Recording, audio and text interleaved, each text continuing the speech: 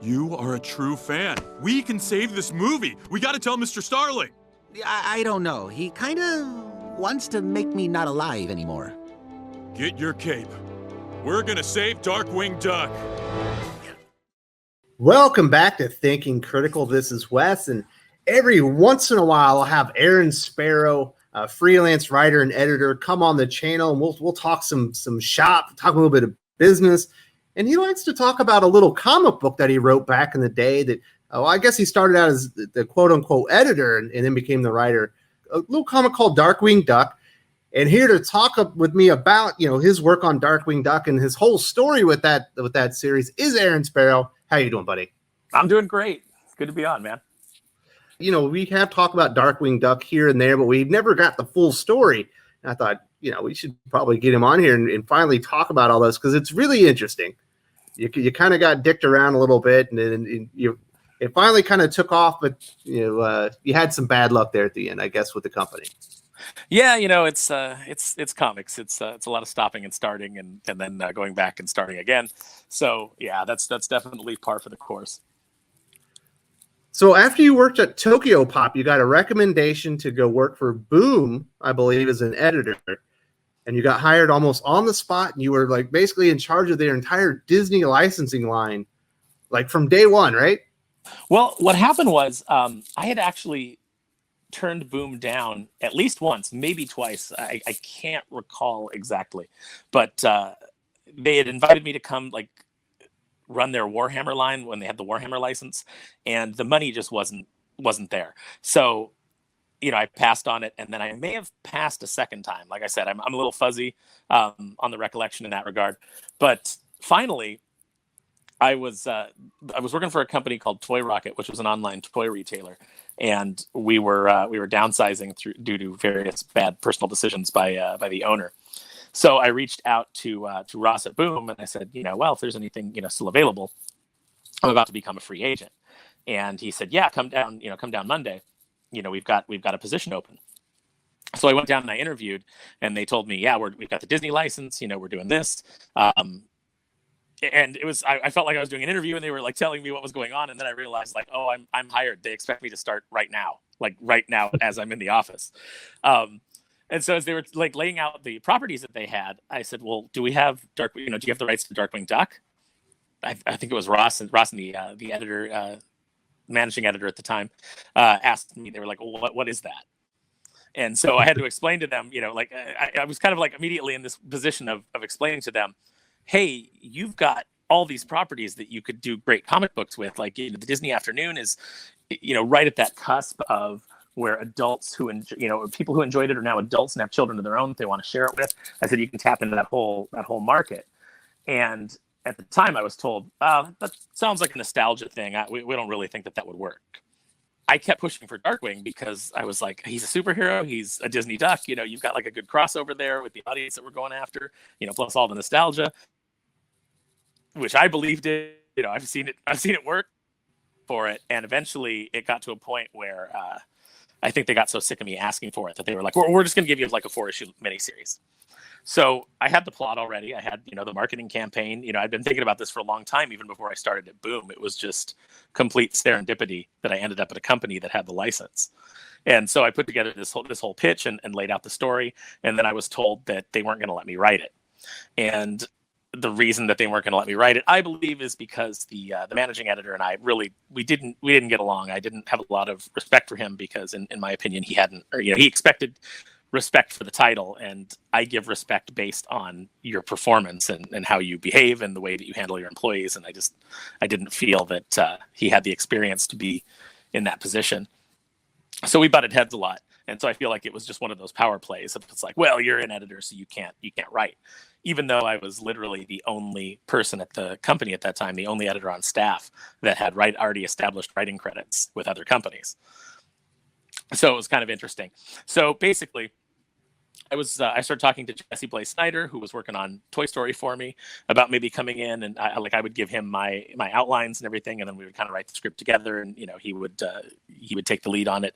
And then I was considering Landry Walker, who was working on Incredibles and was really great, really good writer, was doing really great stuff. So I was thinking about asking them, and then another editor, Ian Brill, came and asked. I was like, well, you've already got it all drafted out. Can I write the script? I'd really like to do it. As we started talking about ideas, and he threw in some jokes, and we were off to the races.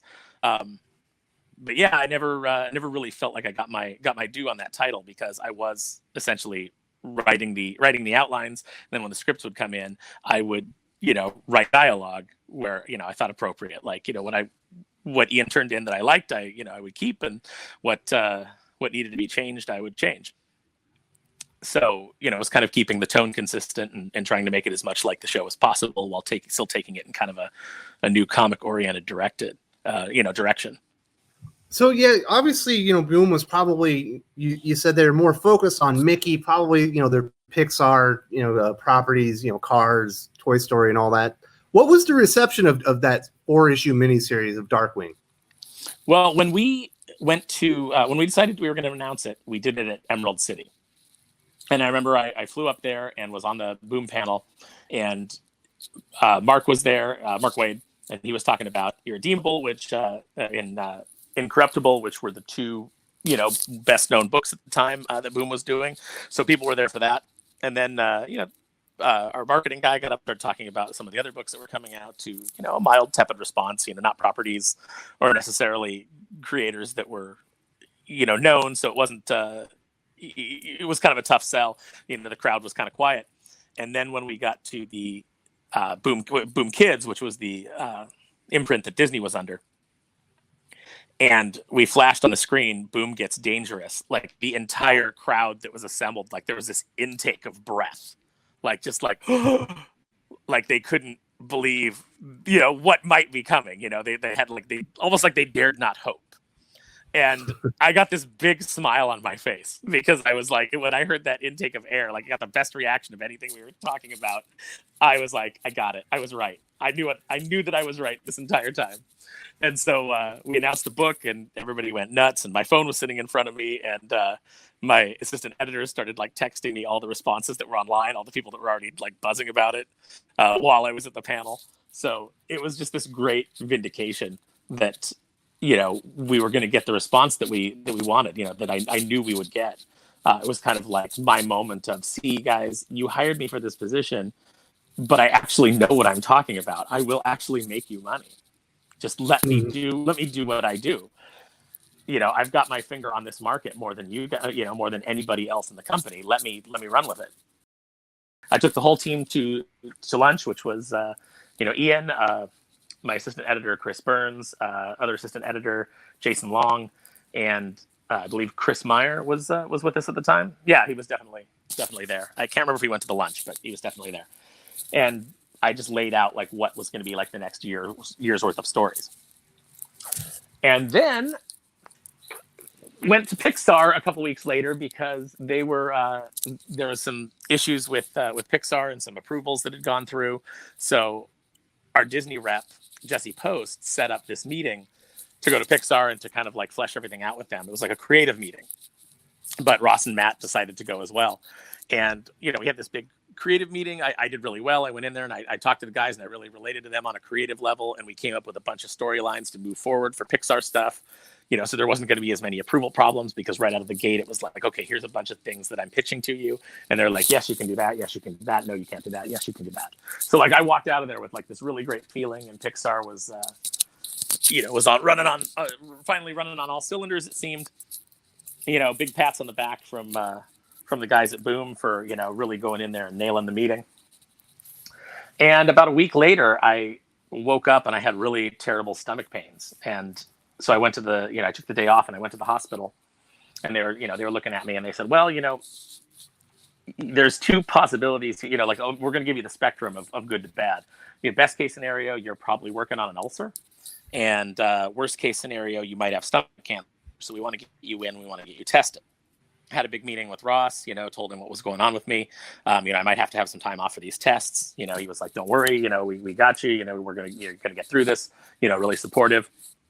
And then a week later, I was fired. So I don't exactly know what to make of that. You go in and you save the business, for a major license. And then, you get told that, we got your back, everything's going to be good. And then a week later, you're fired. Now, I was later told that they were promoting the managing editor to editor-in-chief, which was basically the job that he had been doing, because even though Mark was listed as editor-in-chief, he had been off writing Irredeemable and Incorruptible. So basically, the managing editor was doing the job of the editor-in-chief. But they were finally going to give him the title. But I guess one of the caveats that he made was, well, then you need to let me run the office my way, and I want to get rid of Sparrow. And so, they did. And then they took that entire year's worth of stories that I had laid out, and they handed them to Ian and so I wrote back in and I said, well, now that I'm not the editor on the book, I want credit for, plotting these stories, for laying out these stories. And that became like a big bone of contention. And, they were basically determined to never give me any credit as having any creative input on the series at all. And so that kind of became the way that it was. And at the time, you have to understand the company was very, it had some people in positions of power that were very petty and vindictive. And I'm not sure that that's the way that it is over there now. It's been 10 years since I was there. So, theoretically there could be a lot of changes in their corporate culture. But at the time, there was some petty people there, and they just set about like destroying me, behind the scenes, the whisper networks and just everything that they could do. Even going as so far as to later when I was working for Ape Entertainment, I have to say that, although I do probably have some issues with Ross, who's the head of Boom there. He did come to me and he did try to bury the hatchet. The problem is, a week later, his marketing guy tried to call my boss at Ape Entertainment and get me fired. Basically tell him a bunch of things about me and, you shouldn't have him working there because of this. Tried to interfere with my existing job. Now, I don't think that was necessarily a directive of Ross. I think that could have very well been this marketing guy going rogue. He'd certainly done it numerous times. So I don't blame Ross for that. And I do give Ross credit for, having a talk with me man to man and trying to bury the hatchet. But, that whole thing put a bad taste in my mouth, and I've just been very wary of everybody there since. That's pretty crazy. So you finally get the opportunity of a lifetime to work on the character that you always wanted, and it was successful. Certainly didn't turn out like you anticipated or would have wanted. But along the line, of course, you would have met the artist of Darkwing Duck, who does a tremendous job of really translating the character, from more of a cartoon medium into comic books, and is certainly just as known for Darkwing as you at this point. So what is it about Silvani that you and him work so well together, and what is it about his take on Darkwing specifically that really just fits the character, and essentially makes him just as important as you being the writer? Well, originally, when I got the green light for the book, Silvani was doing a Muppets book for us, and he had basically posted a New Zealand little mini comic in our forums.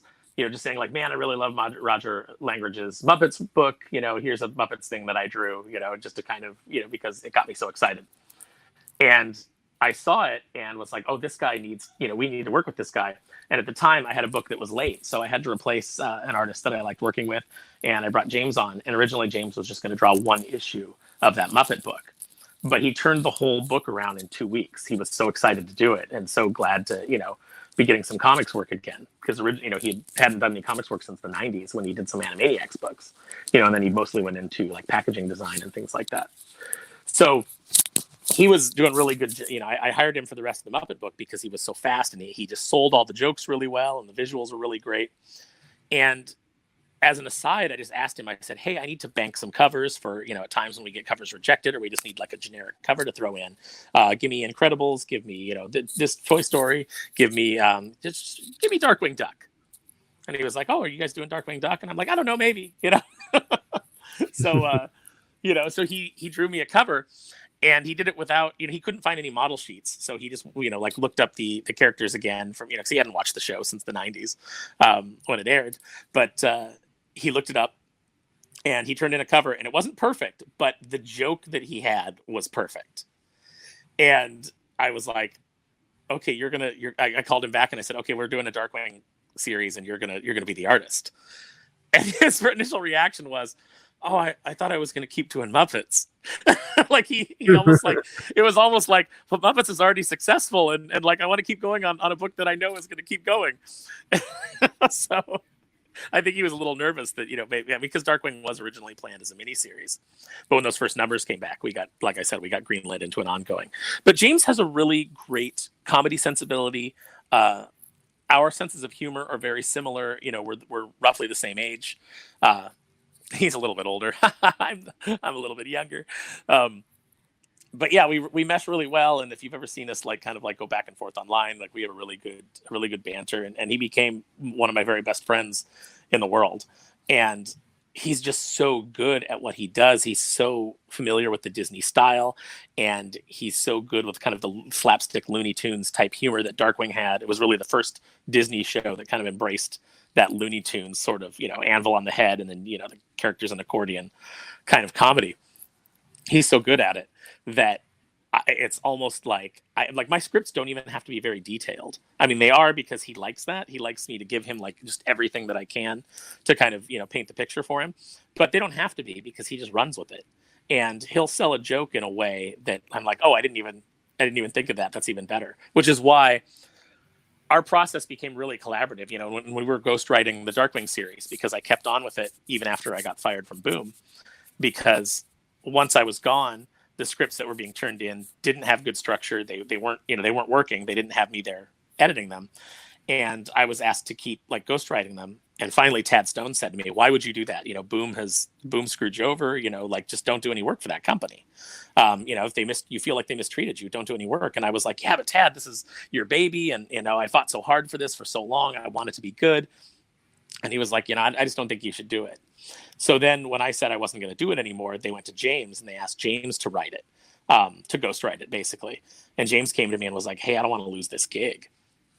And I, and it's like, he's like, the scripts that are coming in since you've been, the scripts that are being done without you are terrible. They're still your ideas, but they're just being executed horribly. And they want me to basically save it. What do I do? And because James was my friend, because I did care about the book, I said, okay, I'll keep writing it with you. But at the end of this, I want to be able to say what we did, that we did this, because they're never going to give us any credit. And James said, absolutely, that's the truth. That's, what needs to come out. So that's exactly what we did. And the only story that we didn't get creative control over was the last one, Dangerous Currency, which of course most people view as being completely off the rails. And I think it is too. So we didn't get to do that there, but we also didn't get to have final, our final dialogue never really made it in. It always got overwritten by Ian. And so when we got the chance to reprint the book, Joe Books was going to reprint it. And Disney told them, well, we'd really like to print the version that Sparrow and Silvani did, because they knew what had happened. They knew everything that went down at Boom. It's a big reason that they pulled the license. Boom was publishing things without getting approval. It was just, there was a lot of things going wrong there after I left. Disney said, let's have them restore, their scripts. So I went back in and I did another pass over the script with my assistant editor, Janice Orlando. We went back through everything with a fine tooth comb, and, still missed a couple of typos, damn it. But when you're doing a 418 page book, that's going to happen. What can you do? But, just got to restore all of our scripts and put that back out there in the Definitively Dangerous edition. And people read it and were like, it was like a vindication, because people got to see James and my vision of what the book was going to be. And everybody seemed to enjoy it more. It was more like the show. It felt more like a more natural extension. The characters were on point. These are all the things that people were saying when it came out. And it was just really gratifying to be able to do that. And I'll forever be thankful to Disney for giving us that opportunity to set the record straight. So that wasn't your final opportunity. Of course, you had the disappointment. You helped out when you probably shouldn't have, but you were helping a friend out. But all of that hard work and people knew what you were doing. And finally, it got you another opportunity with the character. You and James, of course, worked on him again, as you said it. Harris Books, correct? Joe Books, yeah, but Joe Books. Yeah, the omnibus was a success, so they decided that they wanted to do an ongoing. They didn't have a lot of experience with book publishing. They were new. Comics publishing was new to them. We really tried to, give them ideas on how to make the book successful and how to promote it.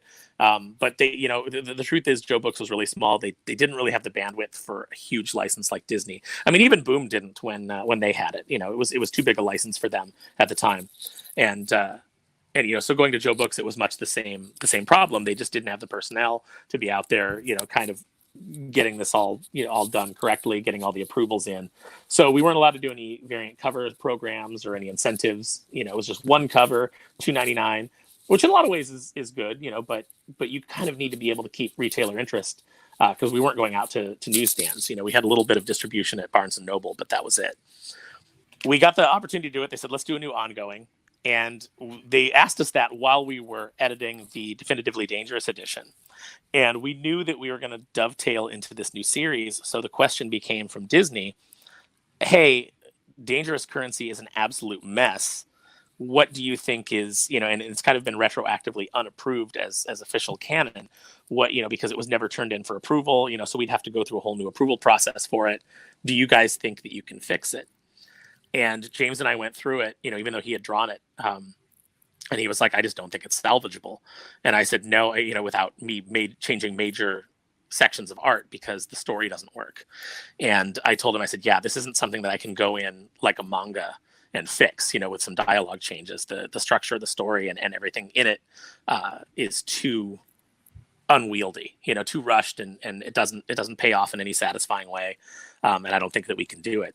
So they said, okay, well, would you just like to write a new ending? How many pages do you need? And I said, well, since we're doing a new series, I can basically, if we added 5 pages throughout the book and just kind of, flesh some things out and then change the ending. So with Dangerous Currency, it had been really unpopular with the fans. And, obviously, since I didn't have as much input on that, the only thing that was really in there was the DNA of the story, which was, introducing the Phantom Blot as the big bad, which we had done in a Campaign Carnage arc. We had kind of revealed that he was, hinted that he was the bad guy behind everything. So we wanted to pick up with that storyline and build to it in a satisfying way. And I had some really crazy plans that I didn't know if Disney was going to let me get away with, but that we were pitching for the Phantom Blot. We wanted to tie Mickey in, and I didn't know if they would let us use Mickey. Probably not, but we had some fun ideas there. But yeah, we got to do the whole new series. Now, unfortunately, we were told we were getting an ongoing, and they didn't really have the bandwidth, like I said, to market it or keep it fresh in retailers' eyes. So even though our initial issues outsold Boom, even their best-selling Darkwing issue, we outsold it with our first couple because we had the interest and people were excited. The interest started to wane over time, not from the readers, but the retailers just weren't noticing us anymore, and everybody was messaging us and saying, I can't find this book anywhere. So we definitely had more demand than we had supply. And, retailers were telling me, I try to reorder the book from Diamond because it still shows in stock, and they send me IDW's Donald Duck every time instead of Darkwing. So there were a lot of problems with getting the book out there into people's hands, and it resulted in retailers kind of losing, not necessarily losing interest, but just, we weren't on their radar anymore. So the book sales dipped, and then Joe Books told us we were going on hiatus with issue 8. And I was told that as I was finishing up 7 and had already started to work on 8. So yeah, I went back and I rewrote 7 because 7 was supposed to be a self-contained one-piece story, and then 8 was going to be a self-contained one-shot, and so that we could get a couple of characters, slotted in, a couple of villains to build up to our big storyline with Negaduck. We needed those pieces in play. But since we were getting cut off, I decided to expand the Bushroot story to a 2-issue, finish off with him, and kind of give the character his due by giving him his first solo story in our run. And it kind of focused on him as a villain, and explained his character. And actually, it ended up being one of my favorite writing experiences, because it's one of those ones where I had an idea of where the story was going, and when I decided to expand it, it's almost like Bushroot kind of took over and told the story that he wanted. The character muse just kind of washed over me, and the story really changed. And it was an exciting thing to do, and people love Bushroot as a villain because he's sympathetic. So it was a good way for us to end if we had to bring the series to a premature close. And unfortunately, you did bring this series to a premature close, but at least you did get the 8 issues of what your vision of Darkwing was. You got to correct the record with what you guys did at Boom Studios, and obviously your work on Darkwing now, it speaks for itself. You're associated with the character, at least as far as comic books go, and it's really opened a lot of doors for you. And I've seen you on panels and stuff. It's been a really great experience from what I can see. Yeah, no, I can't. I can't complain. You know, people say like, oh, like you were really done dirty, and you really had these bad things happen. And I always tell them, yeah, that's true, but I don't really look at it that way. Could all of that have gone better? Do I wish that people in the industry were more forthright and kind of upstanding in the way that they do business? Absolutely. But this opportunity has opened up so many doors for me. I'm friends with Tad Stones, who's the creator of Darkwing Duck. When I was a kid, I never, if you told me that was going to happen when I was watching the show, I never would have believed it. I'm friends with Jim Cummings, who's the voice of Darkwing. He's been just absolutely wonderful, always supportive of James and I, my work. Every time we're at a convention together, even if he's in another part of the convention center signing autographs, he makes it a point to find our table and come visit. And say hi to everybody and take pictures and just really support us. So Katie Lee is one of the best people I've ever met. She's the voice of Honker Buttlefoot.